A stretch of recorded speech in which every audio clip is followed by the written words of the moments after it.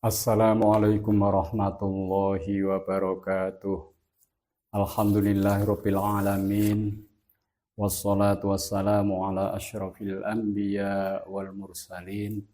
Sayyidina wa habibina wa syafi'ina wa qurrati a'yunina wa maulana Muhammadin wa ala alihi wa sahbihi ajma'in. Rabbis rahli sadri wa yassirli amri wahlul 'uqdatam min lisani yafqahu qawli birahmatika ya arhamar rahimin wala haula wala quwwata illa billahil aliyyil azim. Amma ba'du. Para jamaah rahimakumullah, kali ini kita akan meneruskan kajian hadis kudusi. Sekarang hadis yang ketujuh. Bismillahirrahmanirrahim. An Uqbah bin Amir radhiyallahu anhu, dari Uqbah bin Amir semoga Allah meridhoinya, qala berkata, sami'tu Rasulullah sallallahu alaihi wasallam, aku mendengar Rasulullah sallallahu alaihi wasallam yaqul bersabda, ya'jabu rabbuka min ra'i ghanamin. Ya'jabu menjadi bangga, rabbuka Tuhanmu atau gembala kambing, biroksi sadiyatil jabali, yang berada di puncak gunung. Jadi hadis ini menceritakan tentang kehidupan penggembala kambing yang menggembala kambingnya berada di puncak gunung. Apa yang dia lakukan? Yu'adzinu bis sholati wa yusolli. Dia mengumandangkan azan untuk sholat, kemudian dia sholat. Fayakulullah, maka Allah berfirman, Azza wa Jalla, yang maha perkasa, maha agung. Unzuru ila abdi hadza, lihatlah kepada hambaku ini, yu'adzinu, dia yang mengumandangkan azan. Wa yuqimus sholata, dan dia menegakkan sholat. Ya khofu minni, dia takut kepadaku.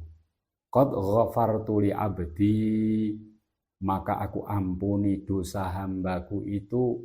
Wa adkhaltuhul jannata, dan aku masukkan ke dalam surga. Rawahu Nasa'i bisanadin shahihin. Hadis ini memberikan pelajaran kepada kita dengan permisalan seorang penggembala kambing di atas pegunungan. Ini menunjukkan bahwa sosok penggembala kambing ini adalah cermin dari orang yang berada di level bawah dari segi ekonomi, dan juga berada di atas gunung, menunjukkan dia jauh dari kehidupan masyarakat. Tetapi apa yang dilakukan, dia tetap menegakkan sholat fardu. Meskipun tidak ada orang di tempat itu, dia yang mengumandangkan azan, menyeru umat manusia untuk segera menunaikan ibadah sholat fardu. Maka dalam keadaan yang seperti inilah Allah Subhanahu wa Ta'ala mencatat bahwasanya amalan dari penggembala kambing ini sangatlah tinggi. Kita tidak sebagai penggembala kambing, tapi dalam keseharian banyak di antara kita terbelit dengan persoalan-persoalan ekonomi, sibuk dengan pekerjaan, serta aktivitas yang lain. Jangan sampai ini semuanya menghalangi kita untuk menunaikan ibadah sholat fardu. Sesibuk apapun yang kita alami, mari kita tunaikan sholat fardu 5 waktu. Di mana sholat ini tidak bisa ditawar-tawar. Sedang sakit sekalipun, tetap diperintahkan untuk menunaikan sholat sesuai dengan kemampuannya. Sekarang banyak orang-orang yang mengaku dalam kesibukan pekerjaan, atau mungkin sedang mengadakan perjalanan ziarah, bahkan haji umroh dilakukan, terkadang meninggalkan kewajiban sholat. Di atas pesawat tidak ada air untuk wudhu, di atas pesawat tidak ada debu untuk tayamum, sehingga banyak orang yang kurang ilmunya meninggalkan perintah kewajiban sholat. Nah, ini jangan sampai terjadi. Ini telah diberikan gambaran seorang penggembala yang menyendiri di atas gunung. Dia tetap menunaikan ibadah sholat karena wujud takwanya kepada Allah Subhanahu wa Ta'ala. Kita harus demikian. Unduru ila abdi hadza, Allah menyampaikan, lihatlah hambaku ini, yu'adzinu wa yuqimus sholat, dia telah berazan dan menegakkan sholat. Ya khofu minni, dia takut kepadaku, bertakwa kepadaku.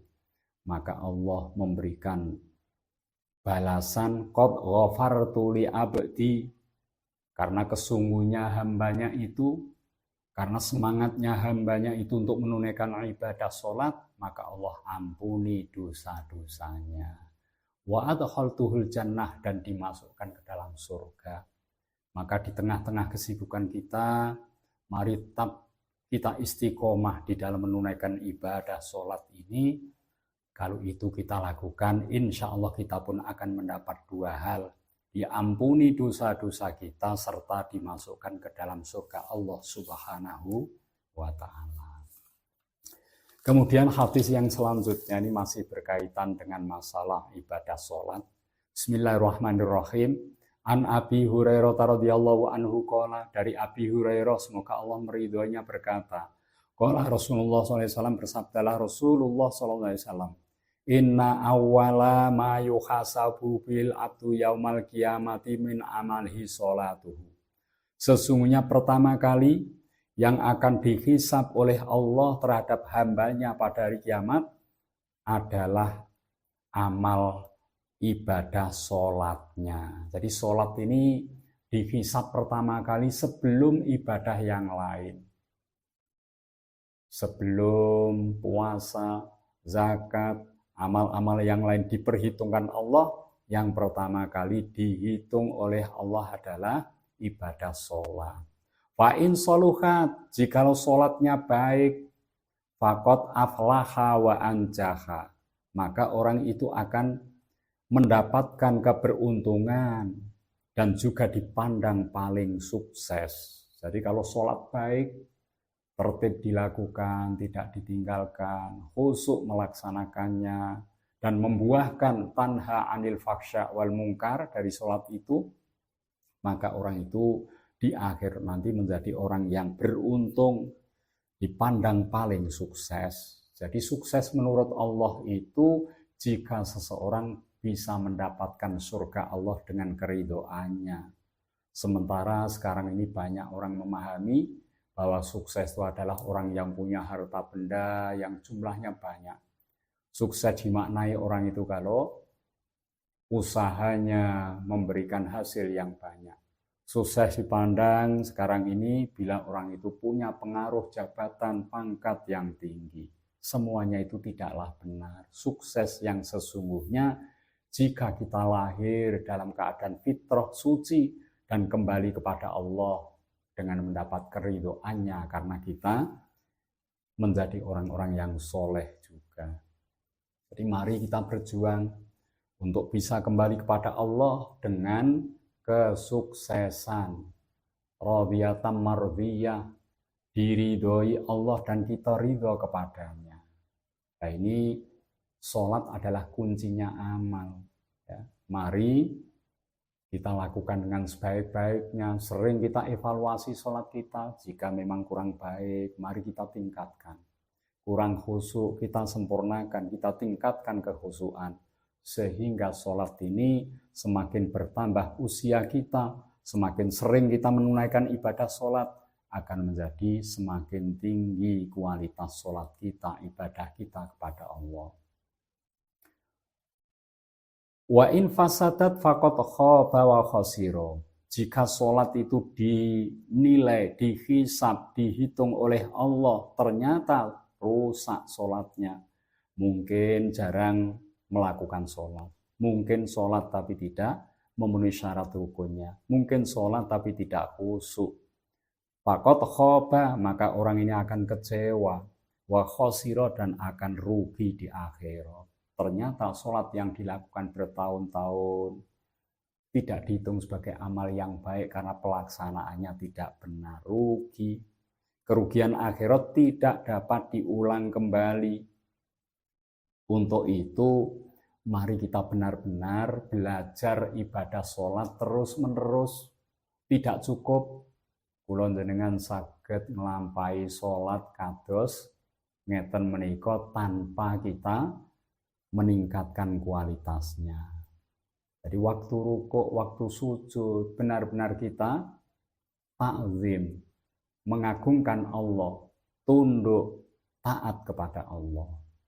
Jadi jangan sampai di akhirat nanti kita tergolong orang-orang yang sholatnya ini tidak diperhitungkan sehingga akan menyebabkan kekecewaan dan kerugian. Fa'in taqoso min faridotihi syai'un. Apabila ada kekurangan dari sholat fardu, sesuatu kekurangan, qala Rabbu azza wa jal, maka Allah berfirman, unduru, lihatlah, hal li abdi min tatawu, apakah hambaku punya amal ibadah sholat yang sunnah, fayukam malabiha, maka ibadah sholat sunnah itu akan menyempurnakan kekurangan dari ibadah sholat yang fardu. Mangtakoso minal faridoti, dari kekurangan-kekurangan yang ada pada sholat fardu. Jika kita menunaikan sholat-sholat sunnah, ba'diyah, qobliyah, sholat duha, tahajud, dan yang lainnya, sholat-sholat sunnah jangan dipandang enteng. Ini semuanya terkumpul pahalanya dan siap untuk menyempurnakan jikalau sholat fardu kita dihitung di akhirat nanti ada kekurangan-kekurangan. Maka jangan dipandang enteng untuk menunaikan sholat sunnah. Jangan memahami sholat sunnah itu kalau dilakukan berpahala. Kalau tidak dilakukan tidak apa-apa. Jangan sampai punya pemahaman kalau tidak dilakukan tidak apa-apa. Dipahamilah sholat sunnah itu kalau dilakukan berpahala. Kalau tidak dilakukan tidak mendapatkan pahala. Sekali lagi tidak mendapatkan pahala. Jika kita tidak melakukannya berarti rugi ini.